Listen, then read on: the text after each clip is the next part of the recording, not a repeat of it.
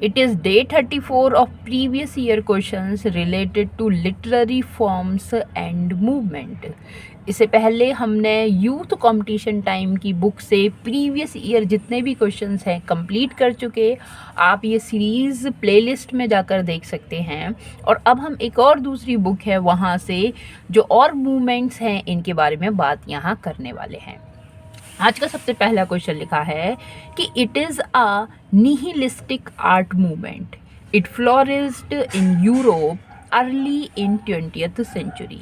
कि भाई एक ये निहिलिस्टिक आर्ट मूवमेंट था, एक शून्यवाद आर्ट मूवमेंट था। इट फ्लोरिस्ड, ये बढ़ा चढ़ा कब? इन यूरोप, कहाँ पर? यूरोप में। और कब? 20th सेंचुरी में। It is based on irrationality. Rationality जो तर्क से संबंधित है, जहाँ तर्क हो, तर्क से जो साबित हो जाए। और ये इरेशनलिटी जहाँ पर तर्क नहीं है, वे तुका है, वे तर्की है। एंड नेगेशन है ना, और नेगेशन से भरी हुई है। Negation of laws of beauties, जिसमें सौंदर्यता के जो नियम हैं वो उसमें लागू नहीं होते। उसके लिए कुछ भी अच्छा नहीं है, कुछ भी बेकार नहीं है। ऐसी पोइट्री को, ऐसे मूवमेंट को क्या कहा जाता है? डेडिज्म, सिंबोलिज्म, फ्यूचरिज्म, या फिर नन ऑफ दीज। तो इस तरह का जो मूवमेंट है उसको डेडिज्म कहा जाता है, उसे डेडिज्म कहा जाता है, जहाँ पर इरेशनलिटी और जो सौंदर्यता है वो उस आर्ट में नहीं आती, क्योंकि art is not for beauty, है ना, आर्ट इज़ फॉर आर्ट सेक।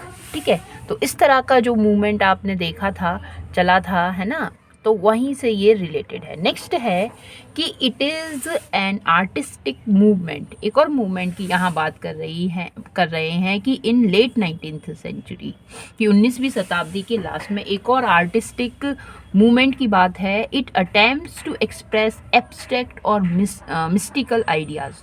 तो ये जो मूवमेंट था, इसने प्रयास किया एक्सप्रेस करने का, किस चीज़ को? एब्स्ट्रैक्ट, जो चीज़ें देखी नहीं जा सकती, जो वास्तव में मौजूद नहीं हैं। नहीं, एब्स्ट्रैक्ट तो जो मौजूद हैं या नहीं है उसको सिर्फ फील किया जा सकता है, उसे आंखों से नहीं देखा जा सकता। जैसे एब्स्ट्रैक्ट नाउन हमने पढ़ा है, एब्स्ट्रैक्ट आइडियाज़ होते हैं, एब्स्ट्रैक्ट थिंकिंग है, एब्स्ट्रैक्ट आर्ट भी होती है। जो एब्स्ट्रैक्ट है मिस्टिकल है, रहस्यमयी है, रहस्यमयी आइडियाज़ हैं, विचार हैं। दो the symbolic use of images. तो it is a movement, artistic movement 19th century की लेट में प्रारंभ हुआ और एक्सप्रेस करने का, बताने का जिसने प्रयास किया एब्स्ट्रैक्ट और मिस्टिकल आइडियाज़ को through the symbolic use of images. और किसके थ्रू? सिम्बॉलिक, सिम्बल्स बना कर, है ना, कुछ सिम्बॉलिक। जैसे कि आप जानते हैं कि जो हृदय है वो प्रेम का प्रतीक है, जो हृदय है वो प्रेम का प्रतीक है। अब अगर उस सेब की कहानी की हम बात करें तो जो गिरा था और उसकी वजह से न्यूटन ने लॉ ऑफ ग्रेविटेशन की खोज की थी, ग्रेविटी के बारे में बताया था, है ना, तो उसको क्या, उसको कहीं ना कहीं सिंबल, किसी पोएम में आप मान लीजिए, किसी के खोज करता, मतलब किसी क्यूरियोसिटी का प्रतीक आप मान लीजिए, है ना। ईव और एडम ने भी उस सेब को खा लिया, है ना, तो वहाँ से भी लोग उस तरह से बहुत सारे सिंबल्स बना लेते हैं, इमेजेस यूज़ करते हैं। तो इस तरह का जो टर्म है उसे हम क्या कहते हैं? डेडिज्म। डेडिज्म की बात अभी आपने की, अभी हमने की, आप समझ गए डेडिज्म क्या है। एक्सप्रेशनिज्म, इम्प्रेशनिज्म या सिम्बोलिज्म। तो इसका जो आंसर है वो सिम्बोलिज्म है। और यहाँ लिखा भी है symbolic uses of images, symbolic use. तो हृदय, अब ये नहीं पता कि भाई जो ह्यूमन हार्ट जो है वो वास्तव में प्रेम का प्रतीक है या नहीं। प्रेम तो आँखों से भी हो सकता है और भी बहुत सारी, मतलब उसमें ज़रूरतें पड़ती हैं ह्यूमन बॉडी पार्ट्स की, है ना। तो अब मगर फिर भी वो है तो सिंबल है ये, भाई सिंबॉलिक इमेजेस यहाँ हैं और यहाँ हमें इस तरह से सिंबोलिज्म दिखाई देता है। आगे बढ़ते हैं तो हमारा क्वेश्चन है कि it is a revolt against realism and naturalism. कि भाई ये रिवॉल्ट, क्रांति रही किसके अगेंस्ट? रियलिज्म, वास्तविकता के, और नेचुरलिज्म जो नेचर से है, प्राकृतिक है, उसके against. It attempts to achieve a psychological और स्पिरिचुअल रियलिटीज़। इसने प्रयास किया प्राप्त करने का कि मनोवैज्ञानिक और स्पिरिचुअल आध्यात्मिक जो वास्तविकता है, रियलिटी है, उसको rather than record external events, इसके बजाय, किसके बजाय कि जो बाहरी जो इवेंट्स हैं जो आंखों से दिखाई देते हैं इन लॉजिकल सीक्वेंस, है ना, एक के बाद एक के बाद, इसके बजाय उसने साइकोलॉजिकल स्पिरिचुअल जो रियलिटीज़ है उसको प्राप्त करने की बात कही। It presents the world from subject perspective, और इसने दुनिया के सामने प्रेजेंट किया सब्जेक्ट पर्सपेक्टिव। पर्सपेक्टिव है ना, जिसे हम देख सके, और सब्जेक्ट पर्सपेक्टिव की बात यार। Artist seek to express meaning और emotional experience rather than physical reality. यहाँ पे इमोशनल एक्सपीरियंस की बात है, फिजिकल रियलिटी एक्सपीरियंस की बात नहीं है ना। तो ये जो मूवमेंट है ये क्या कहलाता है?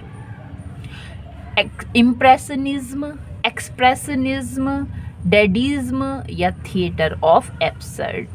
तो थिएटर ऑफ एब्सर्ड की अगर मैं बात करूं तो ड्रामाज आपको इसी चैनल पर प्लेलिस्ट में मिल जाएंगे, और उसी सीरीज़ में जो ड्रामाज थिएटर ऑफ एब्सर्ड पर भी हैं, एब्सर्डिटी से रिलेटेड भी हैं, जहां आपको कॉमेडीज़ नज़र आती हैं, ठीक है, वहां थिएटर ऑफ एब्सर्ड से मिल जाएगा आपको एक लेक्चर, आप देख सकते हैं इसके बारे में।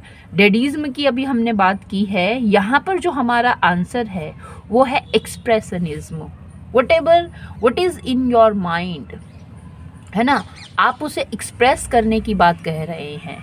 आप फिजिकल रियलिटी से ज़्यादा इमोशनल जो एक्सपीरियंस है उसकी जो रियलिटी है, साइकोलॉजी और स्पिरिचुअल रियलिटी की बात यहाँ पर कही जाती है, उसको एक्सप्रेशनिज्म कहते हैं। इसको क्या कहते हैं? एक्सप्रेशनिज्म, इस विचार को कहते हैं। नेक्स्ट हमारा क्वेश्चन है कि इट इज़ अ मूवमेंट, कि ये एक मूवमेंट है bye American and English poets. American और इंग्लिश पोइट्स के द्वारा ये दिया गया। इट बिगिंस, इसकी शुरुआत हुई इन अर्ली 20th सेंचुरी में, स्टार्टिंग में 20वीं शताब्दी में, इन रिएक्शन टू विक्टोरियन सेंटिमेंटलिस्ट। जो विक्टोरियन एरा की मेंटलिटी थी, है ना, जो पागलपन था, उसका रिएक्शन ये हुआ, ठीक है। It used common speech in free verse with clear concrete image, और ये कॉमन स्पीच को, है ना, फ्री वर्स में जो लय मुक्त होती है, ऐसी वर्स में, ऐसी पोइम में ये लिखते थे, अपनी जो आइडियाज़ हैं, कॉन्क्रीट इमेज जो है उन्हें ये देते थे। इस तरह का जो मूवमेंट है ये क्या कहलाया? तो ये जो मूवमेंट है ये मूवमेंट सिंबोलिज्म, क्यूबिज्म, इमेजिज्म या इमेजरी, है ना। इमेजरी एक फिगर ऑफ स्पीच है ना, जहाँ पर आपको कोई वर्क जो है उस वर्क में जब आप पढ़ते हैं तो एक पिक्चर क्रिएट होती हुई दिखाई देती है, तो वो इमेजरी हो जाएगा। तो यहाँ जो हमारा आंसर है वो है इमेजिज्म, यहाँ आंसर है इमेजिज्म, ठीक है। आगे हमारा जो क्वेश्चन है, it is a group of authors, कि भाई ऑथर्स का, लेखकों का समूह, हु रिप्यूडिएटेड रेस्पेक्टिबिलिटी, जिन्होंने रिप्यूडिएटेड किया था, पुनः उसे बताया, किसको? Respectability and normal social behaviour. They cultivated a rootless manner of living. Rootless manner, है ना, जिन्होंने कल्टिवेट किया, अपनाया, प्रोड्यूस किया एक रूटलेस मैनर, जो परंपरा से हटकर था, है ना, रूट से अलग था, उस तरह का manner of living. They rejected standard narrative, जो समाज में तौर तरीके चले आ रहे थे उनको रिजेक्ट किया, उन वैल्यूज़ को रिजेक्ट किया। And short sexual liberation and exploration, और इन्होंने सर्च किया क्या? सेक्सुअल लिबरेशन को, आज़ादी को, एक्सप्लोरेशन, दिखावे को। दे बिकेम ड्रग एडिक्ट्स बन गए, उनके आदी हो गए। डिवोटेड टू जेल्स, और जैज जो है उसको ये डिवोटेड हो गए। दिस ग्रुप बिलोंग्स टू, और इसी तरह से आपने एक जैज म्यूज़िक भी नाम सुना है, तो ये इस तरह का जो एक राइटर्स का समूह था उसको हम क्या कहते हैं, तो वो आता है बीट जनरेशन, उसको हम बीट जनरेशन के नाम से जानते हैं। तो ये जो बीट जनरेशन है ना, ये कहीं ना कहीं वर्ल्ड वॉर सेकेंड के फर्स्ट और सेकेंड हुए उनके बाद का जो राइटर्स जो पूरी तरह से मतलब क्या चाहते थे, दे वर वेरी डिस्ट्रक्टिव, है ना, बहुत ज़्यादा समाज में डिस्ट्रक्शन तो चल ही रहा है, अब उससे उभरने के लिए ये कुछ अलग करना वाला, जहाँ पर बहुत ज़्यादा म्यूज़िक हो, बीट म्यूज़िक की, यहाँ बीट जनरेशन के नाम से ये जाने गए। नेक्स्ट है कि एलन ग्रीन्सवर्थ Howl, William S Burroughs, Naked Lunch and Jack Kerouac's on the road are the instances of, ये एग्जाम्पल्स हैं किसके वर्क के, चिक लिटरेचर के। चिक लिटरेचर की हमने बात की, चिकलिट की बात की हमने। चिक लिटरेचर व्यूमेंस के लिए लिखी जाती हैं, है ना, ऐसे फिक्शन होते हैं, ऐसे फिक्शनल वर्क है जिनमें जिक्र होता है किसका, जिनमें वीमन का जिक्र होता है।